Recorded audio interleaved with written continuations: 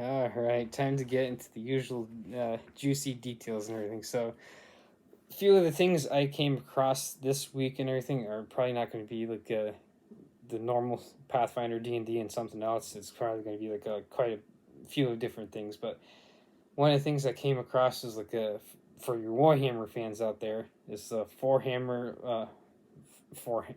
Warhammer 40k RPG, the Imperium Maledictum. That's getting an RPG and everything. So I know uh, Warhammer 40k is a big board game, and like of course you got the miniatures and everything. It's big on like paint and everything. So personally, haven't really gotten into Warhammer or Warhammer 40k myself. It really hasn't been my thing, but like definitely does look like something that's cool, and I could get into it. So this is for those of you into Warhammer and everything. So uh, like I said, the Imperium Maledictum is getting an RPG and everything. So it does seem that for like the Warhammer is starting to branch out and everything. So now of course there are people that are out there that could probably get into it a lot more and a lot more in depth and in detail than I ever could, because it's one of those few things that like I have yet to get into. So I've tend to focus more on things like Dungeons and Dragons and Pathfinder and the things like that and everything. So and of course I've been like a big Star Wars fans when it comes to science fiction, and of course like a Warhammer could be considered science fiction and everything. So and of course that people can jump in and be all mad at me for being completely off the mark and everything. So I found that kind of interesting, of course, not being like a Warhammer guy, that that Warhammer 40k is getting its own RPG and everything. So that's just a little tidbit I came across. Now, of course, now shifting gears, the two of the big things I want to talk to is about the Final Fantasy 14. So, I'm a Final Fantasy 14 player myself.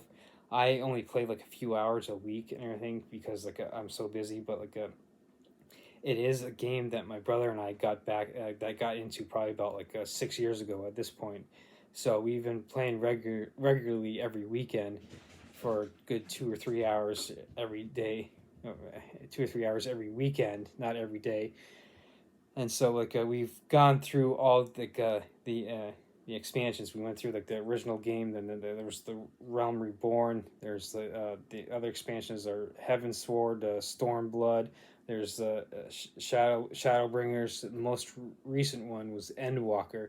So we've managed to get through all the way through all those expansions and the main game and everything. So the big thing I want to talk about with expansions is the next big one is coming out in like another month or two. I mean, today's June 1st, so it's probably coming out this month, maybe next month. Like I forget the exact release date, but the expansion Dawntrail is coming out. So that's like kind of like a big thing, because with Endwalker, it ended the story arc of all the expansions and the original game and everything. So now we're starting, in a sense, a new story arc with Dawntrail and everything. So for a game like Final Fantasy 14 that's been around for 10 years, this is a big deal, because you're now you kind of finished one story arc and you're kind of like, oh, how are they going to top this and everything. So now we get to see that excitement. Is like, oh, here comes a new story arc, so now we can start let's see where they're going to go with this and everything. So that's one of the big things with Final Fantasy 14. So I'd say it's on par, if not better than World of Warcraft, because I have played World of Warcraft years ago, and probably at this point 15, 20 years ago, and so I haven't been back on since then, because like I said, I've gotten into Final Fantasy 14 with my brother. But I do give World of Warcraft credit for stuff everyone remembers the good old Leroy Jenkins, and so you got to give World of Warcraft credit for stuff like that and everything. So it's not all bad and everything. So anyway, that's one of the things I want to talk about with Final Fantasy 14.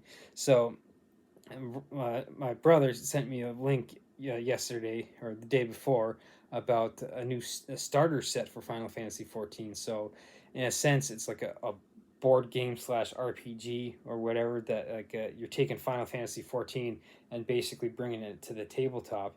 and so you're basically bringing the whole aspect of the game and all the concepts and all the mechanics and everything to the tabletop. So the link I got was it said that the starter set was out, but was completely sold out, and now the actual core rulebook is supposed to be coming out in I think it said August. So the starter set's already out and sold out. The core rulebook is coming out in August and everything. So I'm a big advocate of hey, look, if you want to try something, starter sets are the place to go because they're relatively cheaper and everything. So for example, with Dungeons and Dragons, if you were to get into a D&D, you wouldn't necessarily have to, but you'd want to get the player's handbook and at least a set of dice to be able to play. So you're looking at a good like a 65-70 bucks to start with, because you got $50 for the player's handbook and good 15-20 bucks for a starter set of dice and everything. And so you're looking at least 65-70 bucks or whatever to get started with starter sets. If you look at the same start with D&D, this starter set there usually costs roughly 30, maybe 40 bucks. You get a pre-made adventure, you get pre-made characters, you get a set of dice, and you get in a sense a ramped down version of the rules and everything, so you can quickly get right into it. So you have a condensed version of the rules, you have pre-made characters, pre-made adventure dice, and so okay, boom, here you go.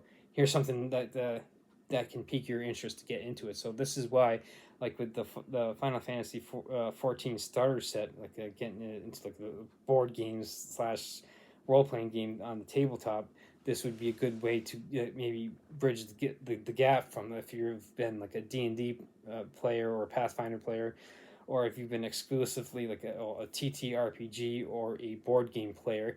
This would be a good ramp in to maybe get yourself into the whole realm of the digital, the PC or consoles, whether you play it on Xbox or PlayStation. This could get you ramped into that, because like I said, starter sets are a great way to get started into something being relatively cheaper, like the D&D example, $30 for a starter set versus 65-70 bucks for a player's handbook plus dice and everything. So that's always starter sets are always a great place to get into something new and everything. So and this goes just for anything. So any game you come across, videos I've done with the RuneQuest, Dragonbane, of course there's also the One Ring I did a while back. So think of anything that you want to get into. A good way to get into it would be the starter set, so that way you're spending less money up front and you can actually see if it's worth getting into. So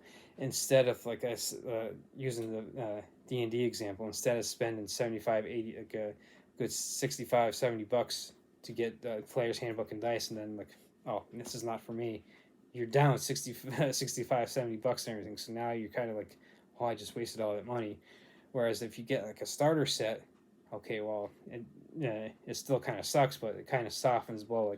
Well, I spent 30 bucks on the starter set, so it's and it wasn't for me, so you don't feel as bad getting into it and everything. So that's the good idea for starter sets. So now the last little tidbit that I did come across, of course, it's been kind of been blasted over this past week, is the new DM cover art for the upcoming re-releases of the core rulebooks. So the cover art for the DM guide has been released, and then the alternate cover has been released as well. So it seems to be quite popular for for Wizards of the Coast now, is to do two different versions of art on the covers. So for instance, as I pull out my most recent Eve of Ruin, so I got the original artwork for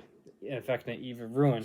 They also have alternate cover for that, where it actually shows his hand and eye in the middle. So it seems to be quite popular for Wizards of the Coast now, is to do those two different cover. So the traditional cover plus they do an alternate cover for their books and everything. So is one ultimately better than the other?